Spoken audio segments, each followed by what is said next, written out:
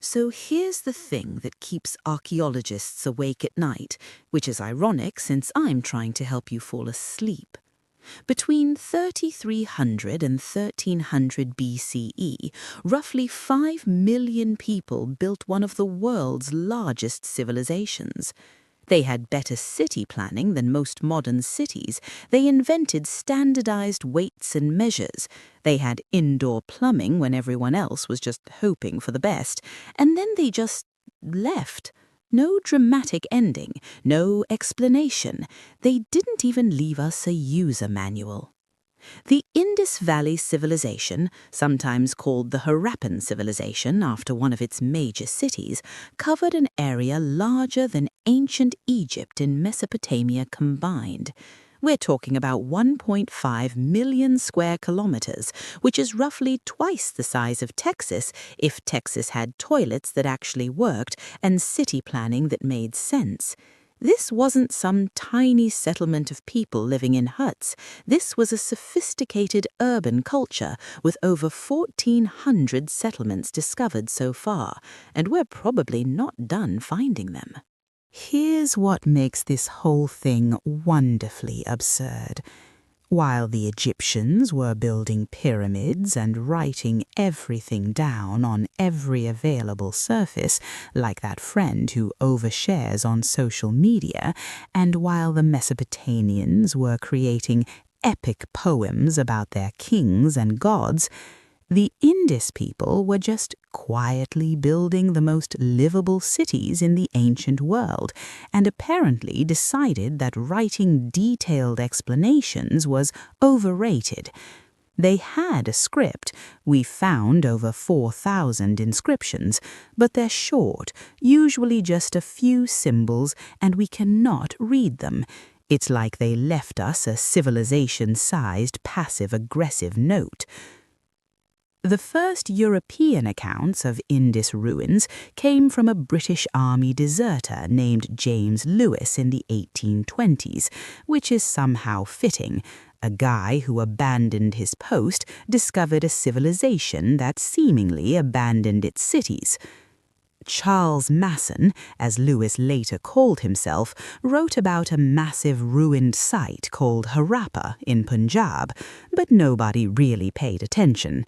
The British were busy doing British Empire things, which mostly involved taking things that didn't belong to them and drawing straight lines on maps where straight lines made no sense. It wasn't until 1921 that serious excavation began at Harappa, led by Dayaram Sani. The same year, R.D. Banerjee started work at Mohenjo-daro, which means Mound of the Dead in Sindhi. Not exactly a cheerful name, but at least it was descriptive. What they found challenged every assumption about how civilizations were supposed to work. No massive temples, no obvious palaces, no clear evidence of kings or queens, or even middle management. Just beautifully planned cities with reasonable housing for everyone, and a drainage system that would make modern city planners weep with envy. If you're finding this gentle journey into ancient mysteries helpful, a like or subscribe helps these quiet explorations continue. And if you know someone else who enjoys falling asleep to the sound of civilizations that make no sense, maybe share this with them too. Now, let's sink deeper into this mystery, into the streets of cities that shouldn't exist, into the minds of people who built something extraordinary and then walked away without explaining themselves. Let's start with Mohenjo-daro, because it's the kind of place that makes you question what we've been doing for the last 4,500 years. This city was laid out on a perfect grid system. North-south streets intersected east-west streets at right angles. The main streets were about 10 meters wide, which is wider than many modern city streets. And these weren't just random dirt paths, they were actual planned thoroughfares that stayed consistent across the entire city. The level of urban planning is honestly embarrassing for us. Each house had its own bathroom and toilet connected to an underground drainage system. Think about that. In 2500 BCE, people in Mohenjo-daro were flushing their toilets into covered sewage systems with inspection holes for maintenance, while most of medieval Europe was just throwing everything into the street and hoping rain would solve the problem. The drains were made of brick, had slopes for proper flow, and were covered with brick or stone slabs. They even built settling chambers where solid waste could separate before the water continued to drainage areas outside the city. The houses themselves tell a strange story of equality that doesn't fit our models. Most houses were similar in size and construction, made of standardized baked bricks. The ratio of brick dimensions was consistently 4 to 2 to 1, length to width to height. This standardization existed across the entire civilization, from cities hundreds of kilometers apart. Someone decided on a standard brick size, and everyone just agreed. Try getting 2 neighboring cities today to agree on anything. What's missing is almost more interesting than what's there. We don't see massive palaces that dwarf everything else. We don't see temple complexes dominating the skyline. There's a structure at Mohenjo-daro called the Great Bath, which is basically a large watertight pool about 12 meters long and 7 meters wide, with steps leading down into it. It was probably used for ritual bathing, but it's not some massive temple complex with statues of gods and priests living in luxury. It's just a really well-built public bath. The residential architecture suggests something that makes historians uncomfortable. Maybe not every civilization needs a tiny elite living in luxury while everyone else suffers. The houses of Mohenjo-daro weren't identical, sure. Some were bigger, some had more rooms, but the difference between the biggest and smallest houses wasn't the difference between a palace and a hovel. It was more like the difference between a nice house and a regular house. Everyone had access to the same infrastructure, the same drainage, the same brick construction. It's almost like they valued functional equality over showing off.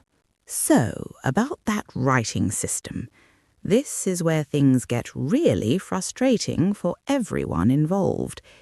The Indus script appears on over 4,000 objects: seals, pottery, metal tools, and tablets. Most inscriptions are short, just 5 symbols on average. The longest known inscription has only 26 symbols. This isn't the Rosetta Stone, where you get the same text in 3 languages. This isn't even a receipt with enough context to figure out what people were buying. It's just short sequences of symbols, and we have no idea what they say. The symbols themselves are fascinating.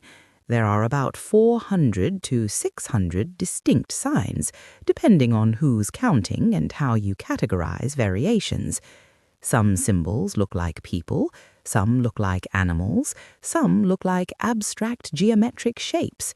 There's a unicorn that appears frequently on seals, which is fun, because unicorns aren't real, but apparently the Indus people didn't get that memo. Or maybe they did, and they were just messing with future archaeologists. Hard to say.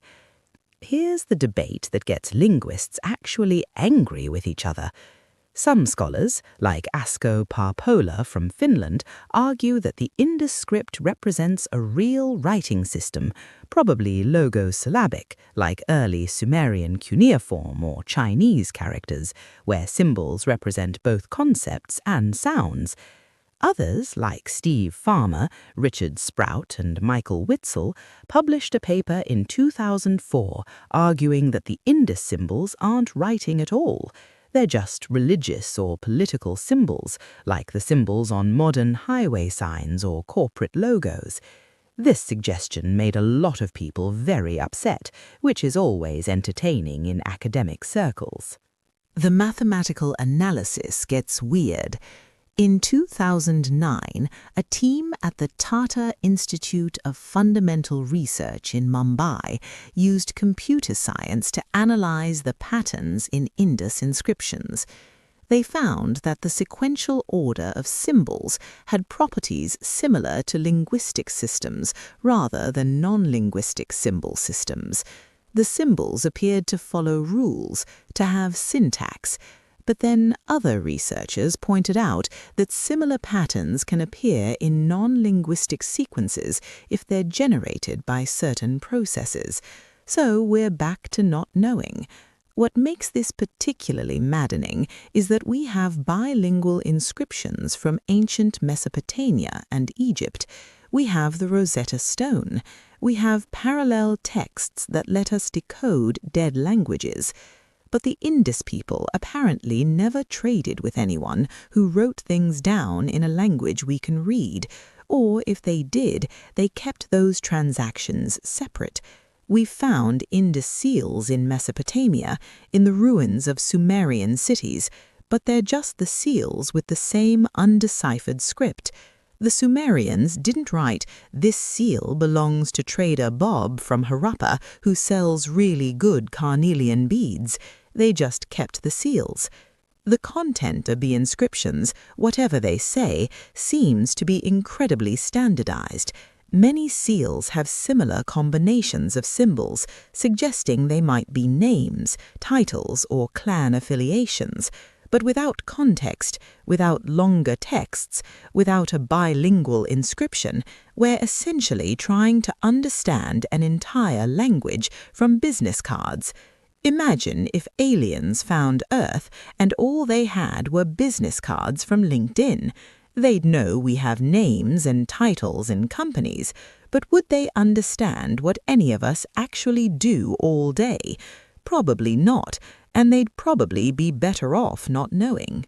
Here's something that'll keep you thinking as you drift off. The Indus Valley civilization had extensive trade networks. We know this because we've found Indus artifacts thousands of kilometers away. They traded with Mesopotamia, with settlements in Central Asia, with communities in what's now Afghanistan. They exported carnelian beads, which were highly prized. They exported copper and bronze tools. They imported gold, silver, and semi-precious stones. And we have no clear evidence that they used money. No coins, no stamped metal currency, no clear system of written accounting tablets like the Mesopotamians used. So how did an economy this large function? The leading theory is that they used a credit and barter system based on those standardized weights we keep finding. The Indus people had a remarkably precise system of weights and measures. The smallest weight found is 0.856 grams, and larger weights follow a binary progression: 1, 2, 4, 8, 16, 32, and 64 units, and then a decimal progression: 160, 200, 320, 640, 1,600. This suggests serious mathematical sophistication and a society that valued fair trade. The seals probably played a role in economic transactions. Most Indus seals have a boss, a knob on the back with a hole through it, suggesting they were worn or attached to something. The theory is that merchants would seal goods with these carved seals, pressed into clay while wet, to indicate ownership or verify contents. It's like an ancient version of those tamper-evidence seals on medicine bottles, except carved with unicorns and undecipherable script. What's remarkable is the archaeological evidence of trade doesn't show the kind of wealth concentration you'd expect. There's no massive warehouse district in Mohenjo-daro where one merchant controlled everything. There's no clear evidence of a merchant class living in luxury while craft workers lived in poverty. The distribution of valuable goods, imported materials, and finished products seems relatively even across households. Either the Indus people had discovered economic equality, or they were very good at hiding their billionaire class, and given that they refused to write anything down in detail, both options seem plausible. The standardization extends to craft production too. Beads made in different cities look identical, suggesting shared techniques and quality standards. Pottery from various sites shows similar forms and decorative styles. It's like there was an ancient ISO 9000 certification, but without the paperwork, or with paperwork we can't read, which amounts to the same thing for us. Let's talk about food, because civilizations run on food, and the Indus Valley had figured out how to feed millions of people without apparently having kings demanding tribute or priests collecting tithes. The civilization was centered around the Indus River and its tributaries in what's now Pakistan and northwestern India. The river provided water for irrigation, and the annual flooding deposited fertile silt across the floodplains. It was similar to the Nile in Egypt, but the Indus people seem to have managed it without building giant tombs for god-kings. They grew wheat and barley as staple crops. They cultivated peas, sesame seeds, and dates. They were among the first people to grow cotton, which they spun and wove into textiles. We know this because we've found cotton fragments preserved in copper salts. They domesticated animals, cattle, buffalo, sheep, goats, pigs, and chickens. They probably used oxen for ploughing and for pulling carts. Basically, they had a diverse agricultural base that could support dense urban populations. What we don't find is clear evidence of agricultural surplus being collected and stored in massive state granaries. There's a structure at Harappa that was initially identified as a granary, but later analysis suggests it was probably just a large platform or warehouse. There's no evidence of massive temple storehouses or palace storage facilities. So where was the food? The theory is that storage was decentralized. Individual households stored their own food. Local communities managed their own surpluses. This works if you have a relatively egalitarian society where people trust each other and don't need a centralized authority controlling food distribution. The irrigation systems were sophisticated, but also seem to have been locally managed. There's no evidence of massive state-controlled canal systems like in Mesopotamia. Instead, the Indus people used smaller channels, wells, and local water management. This suggests decision-making happened at the community level rather than through centralized bureaucratic control. It's almost like they invented municipal governance before anyone else thought it was necessary. Climate played a huge role in Indus agriculture, and this becomes important later when we talk about why the civilization declined. The Indus River and its tributaries were fed by Himalayan glaciers and seasonal rainfall. When this system worked, it worked beautifully. When it changed, well, we'll get to that. Indus Valley art is weird in the best way. We have these small terracotta figurines of people and animals. We have the famous dancing girl bronze statue from Mohenjo-daro, about 10 centimeters tall, showing a young woman in a relaxed, natural pose with her hand on her hip and wearing bangles all the way up one arm. She looks confident, maybe a bit defiant. She doesn't look like she's worshipping anything. She looks like she's about to tell you exactly what she thinks. Then there's the priest-king statue, also from Mohenjo-daro, which shows a bearded man wearing a headband and a decorated robe. He looks serious and important. Archaeologists called him the priest king because they assumed every civilization needed priest kings, but there's actually no evidence he was either a priest or a king. He might have just been a guy with good fashion sense who could afford a nice stone portrait. We literally don't know. What's missing from Indus art is the stuff we see in Egypt and Mesopotamia. Massive statues of gods, scenes of kings slaughtering enemies, propaganda carved into every available surface. There are no known temples with walls covered in religious imagery. There are no victory monuments celebrating military conquests. The art that survives is small, personal, often playful.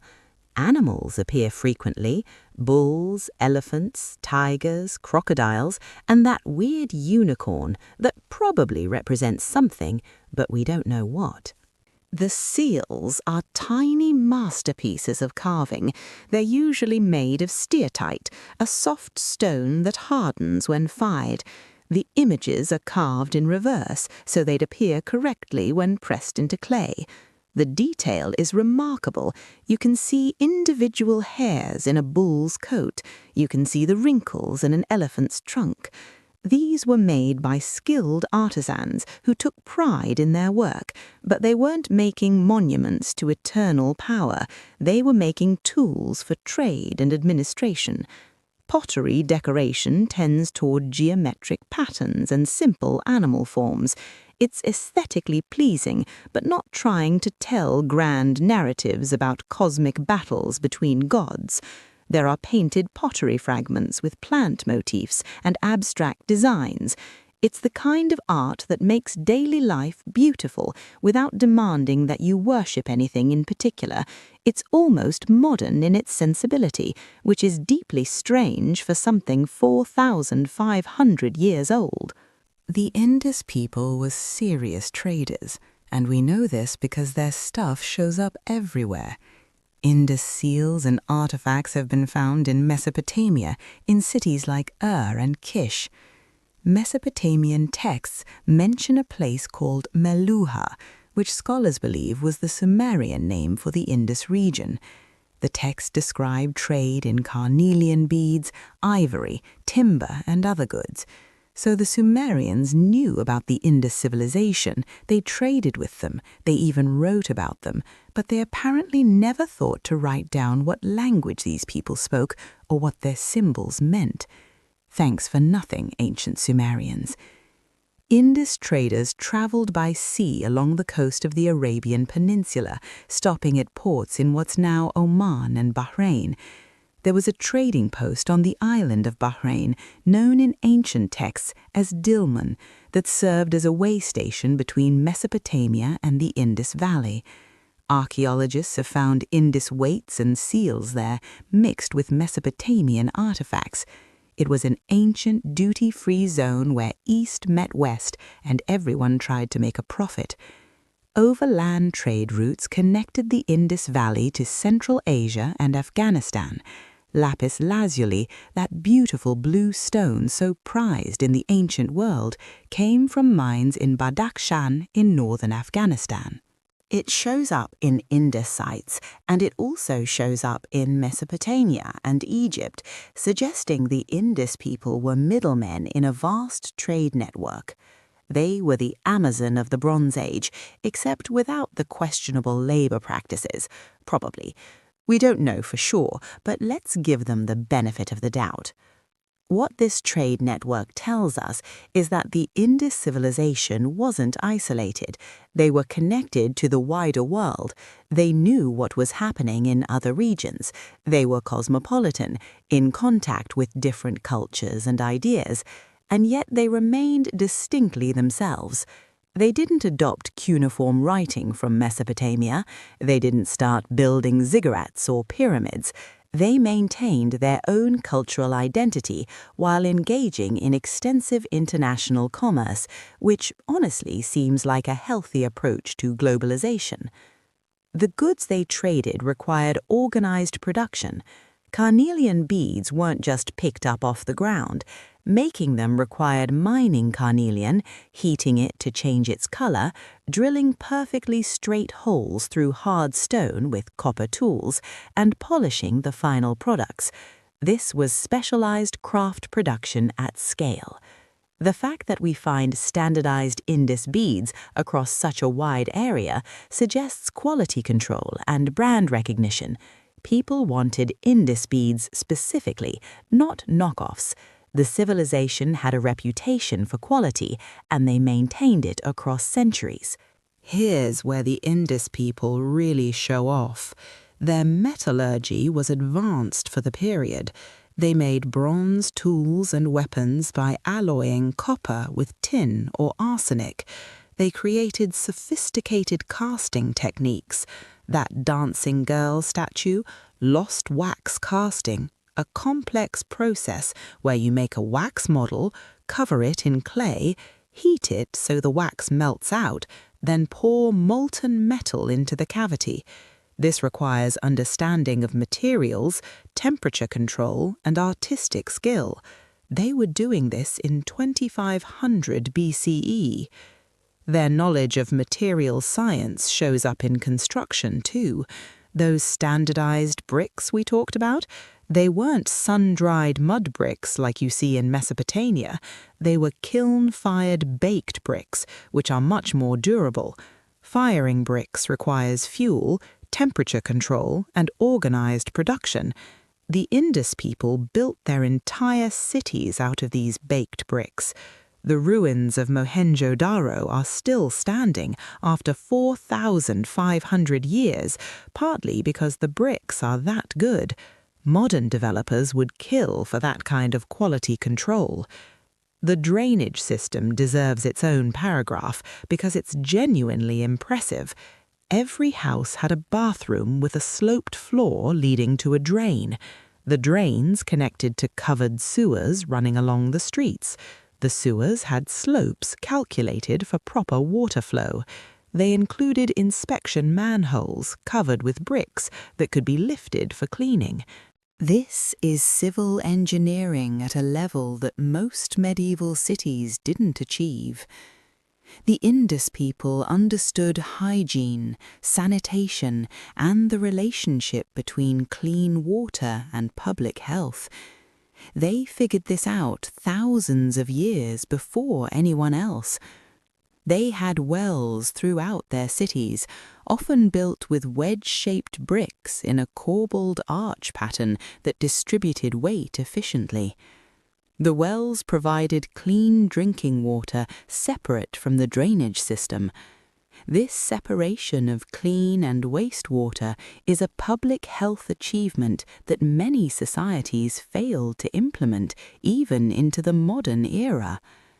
The Indus Valley civilization had figured out something that London wouldn't grasp until the Victorian era. Don't mix your drinking water with your sewage. Their tools included saw-like instruments with sharp edges, drills for making beads and seals, weights and scales for trade. They used specialized craft techniques that required training and skill. This wasn't a society where everyone did a little of everything. This was a specialized economy with dedicated craftspeople, traders, builders, and farmers. The level of organization required to maintain this across such a large area without apparent centralized control is honestly baffling. So, what did they believe? Great question. We have no idea. Well, that's not entirely true.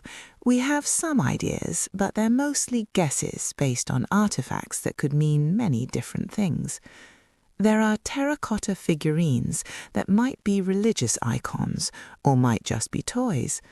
There are seals with images that might be gods or might be symbols of clans or merchants. There's the great bath at Mohenjo-daro that was probably used for ritual bathing, but we don't know what rituals or why they mattered. Some seals show a figure sitting in what looks like a yoga position, surrounded by animals. Some scholars, particularly those who want to see continuity between the Indus civilization and later Hindu culture, call this figure Proto-Shiva and suggest it's an early form of the Hindu god Shiva. Others point out that it's a huge interpretive leap to connect a 4,500-year-old seal carving to religious practices that developed much later. The figure might not be religious at all. It might be a hunter, or a forest spirit, or someone's attempt at drawing their guru, or literally anything else. There's a recurring motif of bulls on seals and pottery. Bulls were economically important as draft animals, so they might just be showing up because they were important to daily life, or they might have religious significance, or both. In later Indian religions, bulls are associated with various gods, but projecting those associations backwards 4,000 years is methodologically questionable. It's like seeing a cow on an American state flag and assuming it's a religious symbol rather than just acknowledging that cows were economically important. What we don't find is temples in the way we recognize them from other ancient civilizations. There's no Indus Valley equivalent of an Egyptian temple complex with a priesthood living on site, managing wealth and mediating between gods and humans. There are no ziggurats. There are no carved reliefs showing religious processions or sacrifices. Either the Indus people practiced their religion in ways that left no archaeological trace, or their religion was fundamentally different from what we expect, or they didn't have organized religion in the way other civilizations did. Some scholars suggest that religion was practiced at the household level, with each family maintaining their own rituals. This would explain the lack of temples and the presence of small figurines in houses.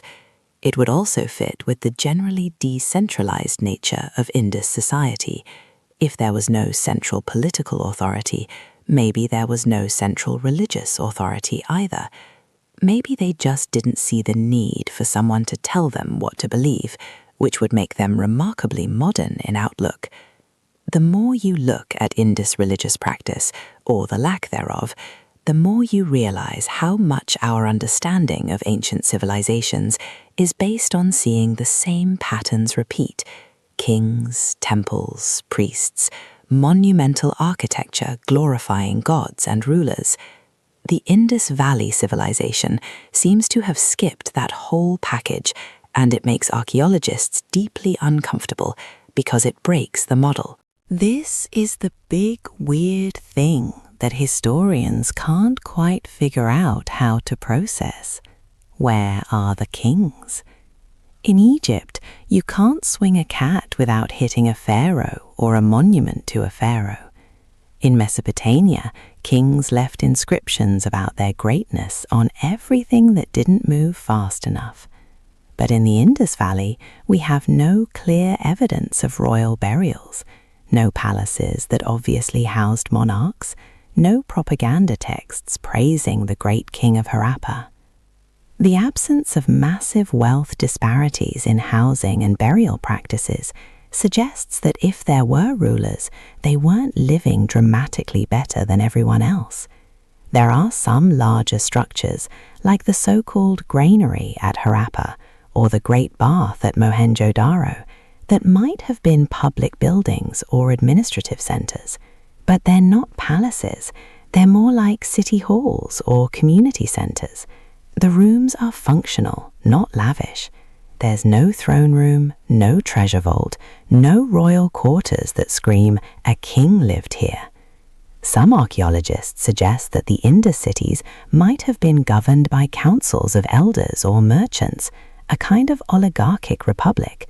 Others propose that the society was structured around kinship groups or guilds, with decisions made collectively. Some even suggest that the uniformity and standardization across the civilization indicates strong centralized control, but if so, that central authority left remarkably little evidence of its existence. It's like being ruled by a committee that was very efficient but also very humble, which sounds like a fantasy.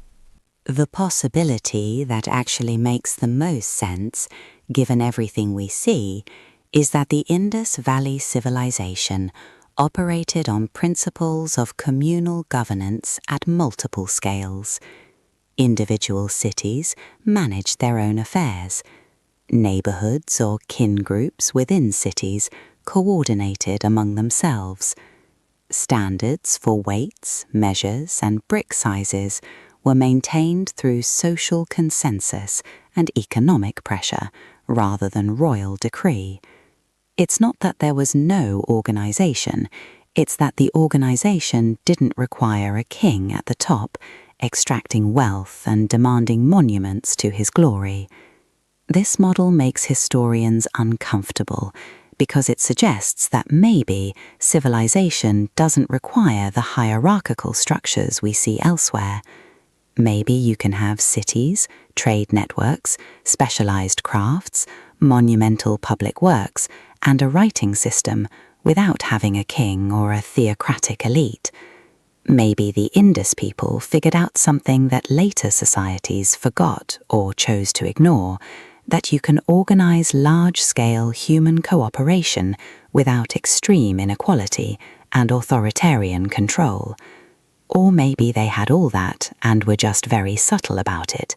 We honestly don't know, and the not knowing is driving everyone crazy. Here's the haunting part. When later civilizations arose in the Indian subcontinent, they had no memory of the Indus Valley civilization.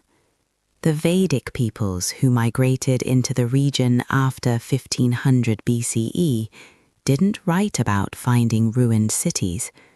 Either the cities were already so overgrown and abandoned that they didn't seem remarkable, or the ruins were there but weren't recognized as remnants of a great civilization. The cultural memory was lost. Some elements might have survived.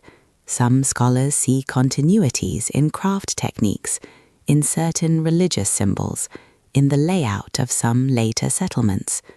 The reverence for bulls, the practice of ritual bathing, certain pottery motifs, these might be inheritances from the Indus civilization, filtered through centuries of cultural change. But proving continuity is difficult. Similar practices can arise independently. Just because two cultures use geometric pottery designs doesn't mean one learnt it from the other. What's clear is that the Indus Valley civilization represents an alternative path for human social organization. They demonstrated that you can build a sophisticated urban culture without massive monuments to rulers. You can maintain trade networks without coined money.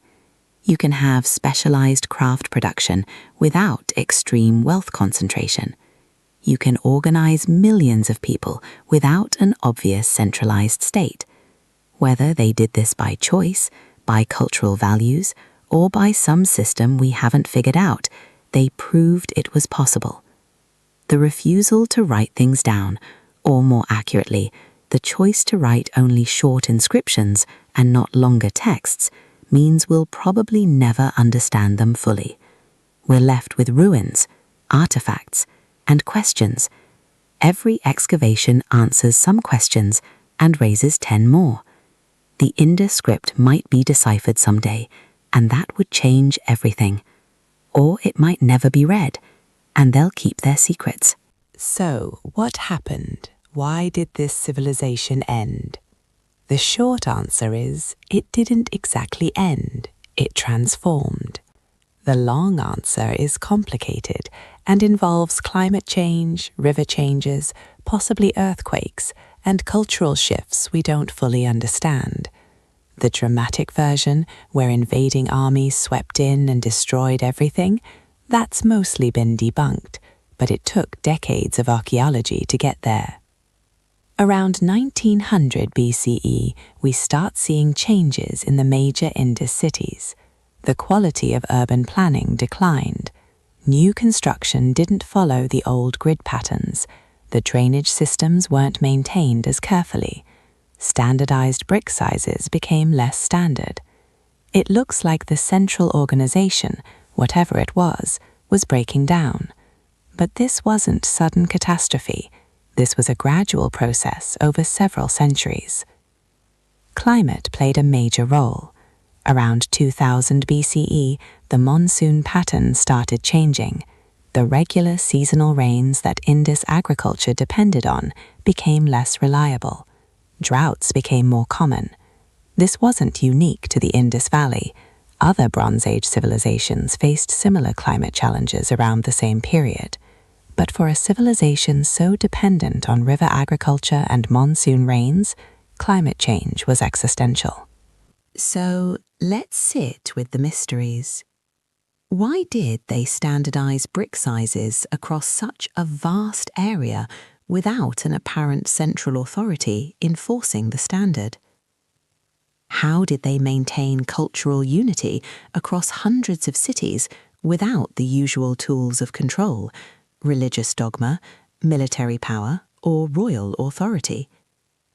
What did those seals actually say? Were they names, prayers, account records, or something else entirely? Why did they never develop longer texts?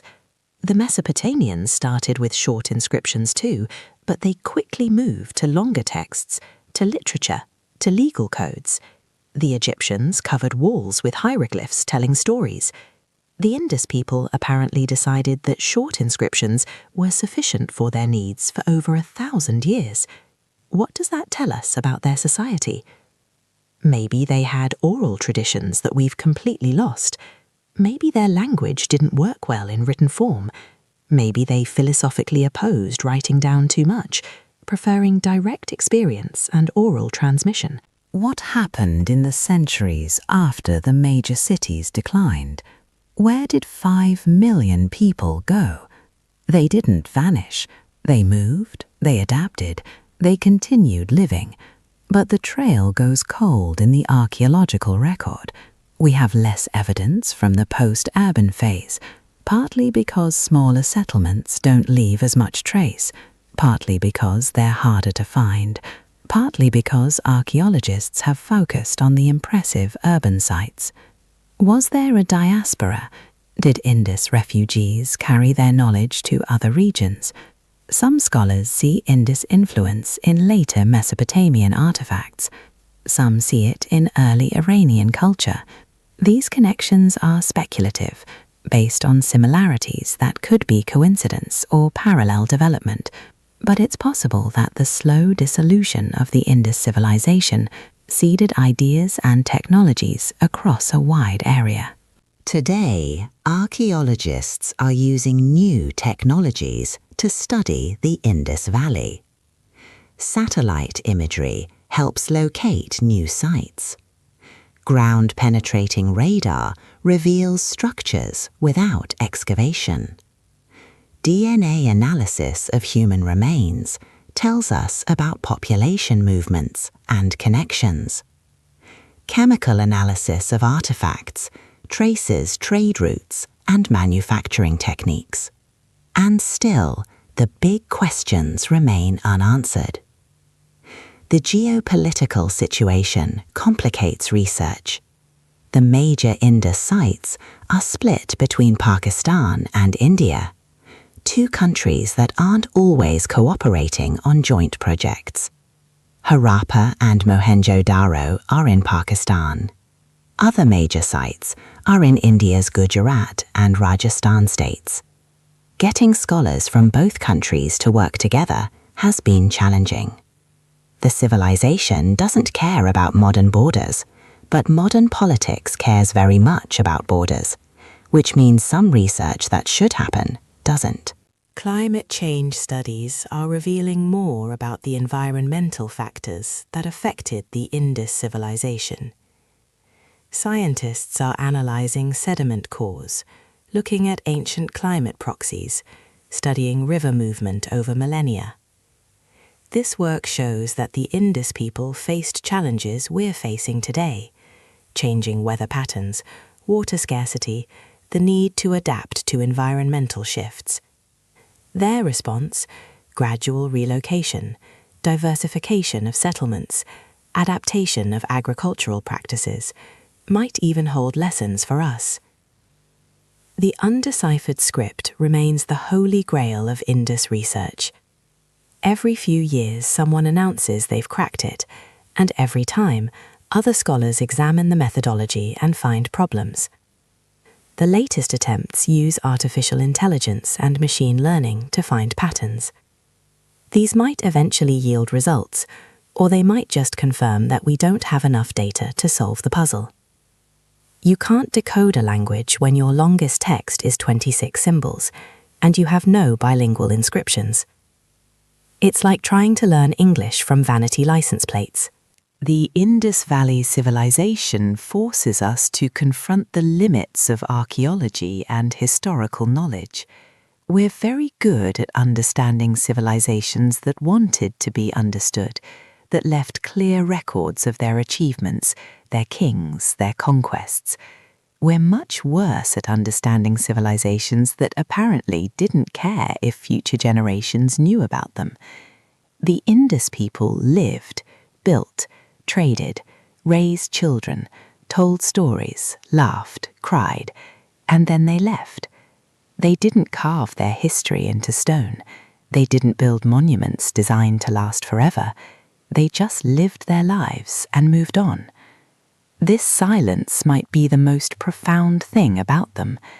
In a world where every empire and kingdom and dynasty wanted to proclaim its greatness for eternity, the Indus people just quietly built the most livable cities of their era and didn't bother explaining themselves. Maybe they didn't think future generations would care. Maybe they didn't think about future generations at all. Maybe they lived in the present, focused on solving the practical problems of urban life, trade, and agriculture, without worrying about their historical legacy. Or maybe, and this is the thought that should keep you awake if I weren't trying to help you sleep, they left us exactly what they wanted us to find. The cities, the seals, the artifacts. Maybe that's the message. Maybe the message is, we built something that worked. We lived well. We didn't need kings or temples or wars of conquest, and we don't owe you an explanation. The refusal to write lengthy texts might not be a gap in the evidence. It might be the evidence.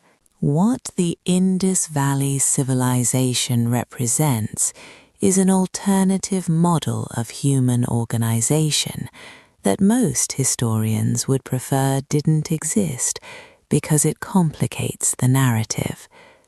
The standard story of civilization goes like this. Agriculture leads to surplus. Surplus leads to cities. Cities lead to social stratification. Stratification leads to kings and priests who control resources and defend their power through ideology and violence. This happened in Egypt, Mesopotamia, China, Mesoamerica. It's the pattern. It's how civilization works. Except the Indus Valley doesn't fit. They had agriculture, surplus, cities, but apparently skipped or minimized the stratification and centralized control parts, or they did it so differently that we can't recognize it. And this bothers people, because if civilization can work without extreme hierarchy, without monumental displays of power, without written propaganda, then maybe the hierarchies and monuments and propaganda in other civilizations weren't necessary. Maybe they were choices, not inevitabilities. The implications are uncomfortable. If the Indus model worked, and it worked for about 700 years at its urban peak, which is longer than most empires last, then what does that say about how we organize our own societies? We've inherited the hierarchical, centralized, monument-building model. We assume it's the only way to manage complexity. But the Indus people managed complexity differently, and we don't even fully understand how, because they didn't leave us an instruction manual. Maybe the lack of palaces and temples isn't absence, it's a statement. Maybe they deliberately chose not to concentrate wealth and power. Maybe they had social mechanisms for maintaining relative equality that we can't see in the archaeological record. Maybe those mechanisms were cultural, embedded in how they raised children, how they told stories, how they understood human relationships. And if all that was oral and cultural, rather than written and institutional, it's gone. We can't excavate values. We can't carbon date philosophy. Walking through the ruins of Mohenjo-daro today, you can still follow the ancient streets. You can see where houses stood, where the drainage channels ran, where the great bath collected rainwater. The bricks are still there, weathered but intact, and it's eerie because you can almost see the daily life that happened here. Merchants in the marketplace, children playing in the streets, craftspeople at their workshops, families gathering in courtyards.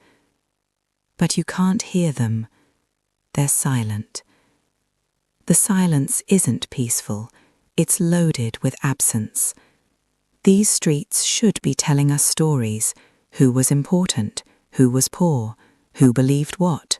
Who ruled? Who rebelled? But they're not telling us those things. They're showing us standardized construction, equitable housing, efficient infrastructure, and nothing about the humans who made it all work. It's like they deliberately cleaned up before leaving, took the personal items, and left only the bones of their civilization.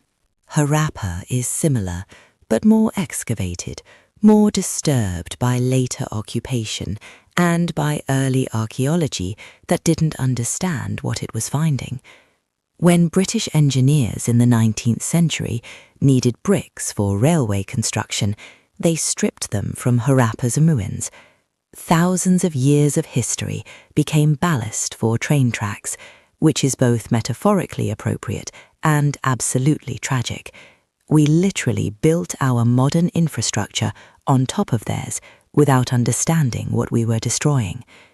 The smaller sites tell stories too, but they're fragment stories.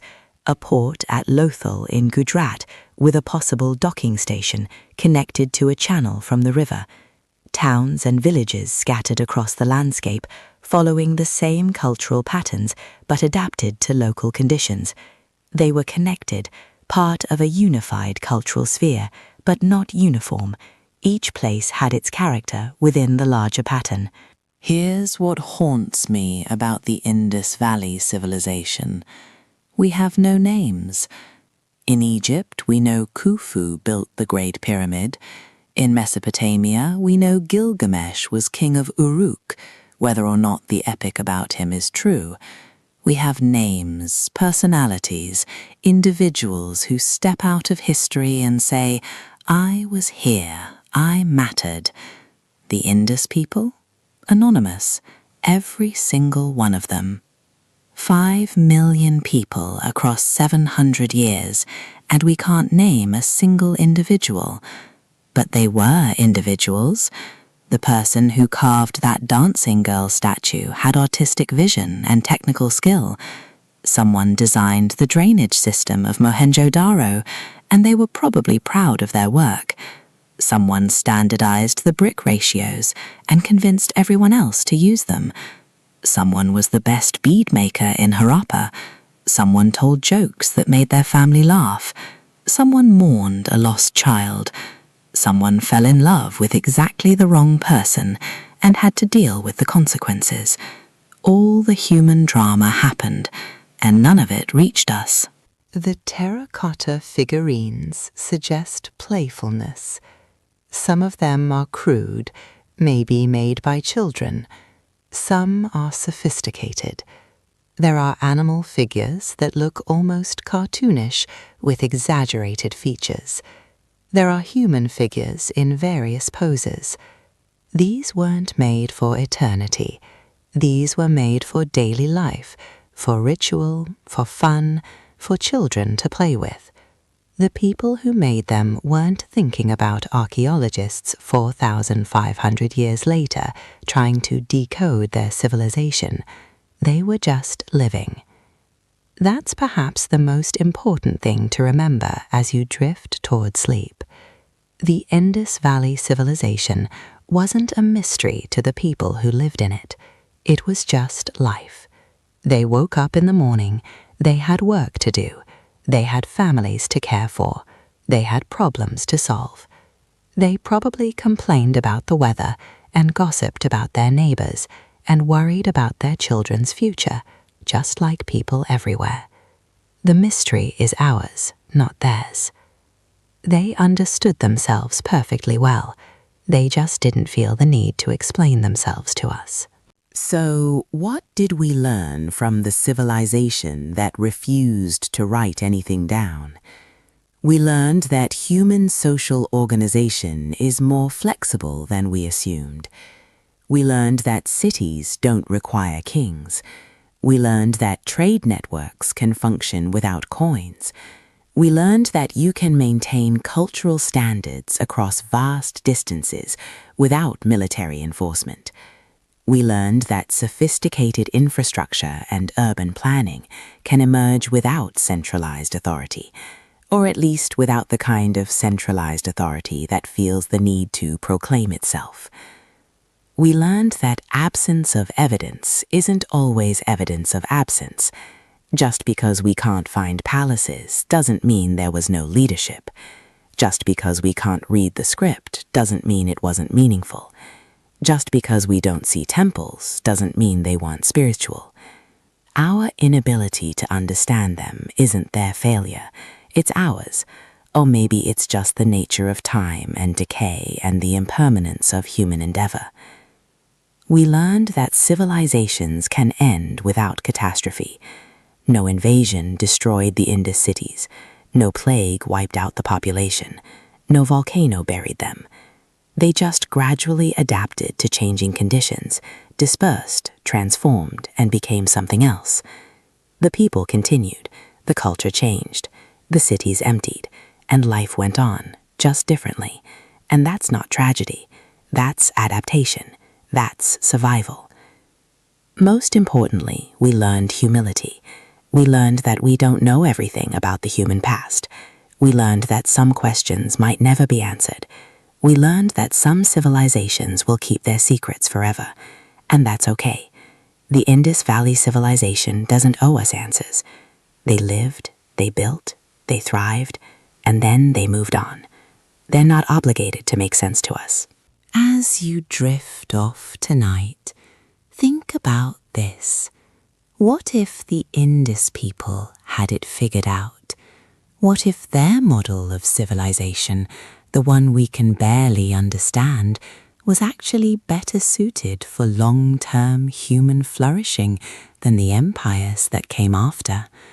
What if the things we see as absences, no kings, no temples, no written histories, were actually choices, deliberate rejections of the power structures that other civilizations embraced?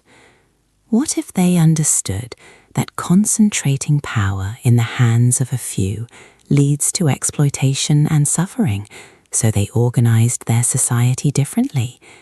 What if they understood that monumental architecture is vanity, so they built for utility instead?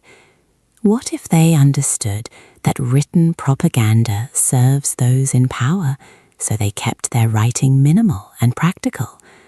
Or maybe they were just people who didn't think about any of this philosophically. Maybe they just solved problems as they arose, built what they needed, traded what they had, and lived their lives without grand plans or theories. Maybe we're the ones making it complicated by expecting every civilization to fit a pattern, to leave the right kinds of evidence, to explain themselves in terms we can understand. The truth is probably somewhere between these extremes. The Indus people were human, which means they were complicated, contradictory, adaptive, and creative. They were neither utopian visionaries nor unsophisticated villagers who stumbled into urbanism.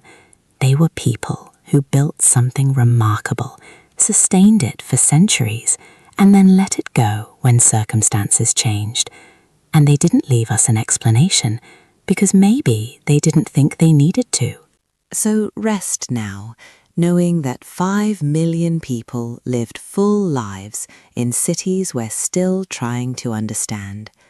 They loved and worked and dreamed and died, and they did it all without needing to justify themselves to the future. Their silence isn't emptiness, it's just the natural state of most human lives, which happen and end without monuments or records.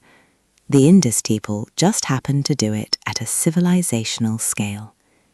You're connected to them by the simple fact of being human, of living in a world shaped by countless people whose names you'll never know, whose choices created the context for your existence. The Indus Valley civilization is just the most obvious example of this truth. Most human achievement is anonymous, uncredited, and unremembered, and yet it matters. It all matters. Sleep well, let the unanswered questions drift away. The mystery will still be there tomorrow, and the day after, and probably for centuries more. The bricks of Mohenjo-daro will keep standing, refusing to explain themselves, and that's exactly as it should be. Good night and sweet dreams.